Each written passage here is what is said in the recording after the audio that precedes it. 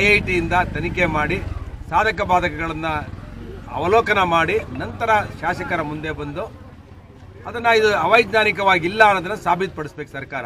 ಪ್ರಜಾಪ್ರಭುತ್ವ ವ್ಯವಸ್ಥೆಯಲ್ಲಿ ಸರ್ಕಾರ ಯಾವುದೇ ನೀರಾವರಿ ಯೋಜನೆಗಳು ಅವೈಜ್ಞಾನಿಕವಾಗಿದೆ ಅಂತೇಳಿ ಜನಪ್ರತಿನಿಧಿಗಳು ಕೂಗನ್ನು ಹಾಕಿದಾಗ, ರೈತರು ಬೀದಿಗಿಳಿದು ಹೋರಾಟ ಮಾಡಿದಾಗ ತಕ್ಷಣ ಅದನ್ನು ತನಿಖೆಗೊಳಪಡಿಸಬೇಕಾಗಿರೋದು ಸರ್ಕಾರದ ಕರ್ತವ್ಯ.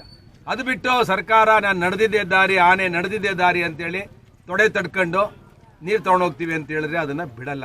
ಅದಕ್ಕೆ ನಾವು ಹೇಳಿದ್ದೇವೆ, ನಮ್ಮ ಹೆಣದ ಮೇಲೆ ನೀರು ಹೋಗಬೇಕು, ರೈತರ ಹೆಣದ ಮೇಲೆ, ಸುರೇಶ್ ಗೌಡರ ಹೆಣದ ಮೇಲೆ ನೀರು ಹೋಗಬೇಕು ಅಂತ ಹೇಳಿದ್ದೇವೆ. ಕುಣಗಲಿಗೆ ನೀರು ಕೊಡೋಕ್ಕೆ ನಮ್ದು ಏನು ತಕರಾಲಿಲ್ಲ. ಏನೋ 1970ರಲ್ಲಿ ವಿನ್ಯಾಸ ಆಗಿದೆ, ಆ ವಿನ್ಯಾಸ ನಾಲೆ ಮುಖಾಂತರ ನೀರು ಹೋಗೋದಕ್ಕೆ, ಅವರಿಗೆ 3 TMC ನೀರು ಕೊಡೋದಕ್ಕೆ ನಮ್ದೇನು ತಕರಾರು. IITಯಿಂದ ತನಿಖೆ ಮಾಡಿ ಸಾಧಕ ಬಾಧಕಗಳನ್ನು ಅವಲೋಕನ ಮಾಡಿ ನಂತರ ಶಾಸಕರ ಮುಂದೆ ಬಂದು ಅದನ್ನು ಇದು ಅವೈಜ್ಞಾನಿಕವಾಗಿಲ್ಲ ಅನ್ನೋದನ್ನು ಸಾಬೀತುಪಡಿಸಬೇಕು ಸರ್ಕಾರ.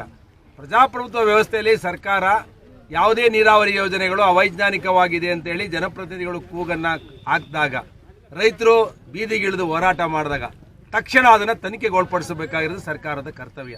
ಅದು ಬಿಟ್ಟು ಸರ್ಕಾರ ನಾನು ನಡೆದಿದ್ದೇ ದಾರಿ, ಆನೆ ನಡೆದಿದ್ದೇ ದಾರಿ ಅಂತೇಳಿ ತೊಡೆ ತಡ್ಕೊಂಡು ನೀರು ತೊಗೊಂಡೋಗ್ತೀವಿ ಅಂತ ಹೇಳಿದ್ರೆ ಅದನ್ನು ಬಿಡಲ್ಲ. ಅದಕ್ಕೆ ನಾವು ಹೇಳಿದ್ದೇವೆ, ನಮ್ಮ ಹೆಣದ ಮೇಲೆ ನೀರು ಹೋಗಬೇಕು, ರೈತರ ಹೆಣದ ಮೇಲೆ, ಸುರೇಶ್ ಗೌಡರ ಹೆಣದ ಮೇಲೆ ನೀರು ಹೋಗಬೇಕು ಅಂತ ಹೇಳಿದ್ದೇವೆ. ಕುಣಗಲಿಗೆ ನೀರು ಕೊಡೋಕ್ಕೆ ನಮ್ದು ಏನು ತಕರಾಲಿಲ್ಲ. ಏನೋ 1970ರಲ್ಲಿ ವಿನ್ಯಾಸ ಆಗಿದೆ, ಆ ವಿನ್ಯಾಸ ನಾಲೆ ಮುಖಾಂತರ ನೀರು ಹೋಗೋದಕ್ಕೆ, ಅವರಿಗೆ 3 TMC ನೀರು ಕೊಡೋದಕ್ಕೆ ನಮ್ದೇನು ತಕರಾರು.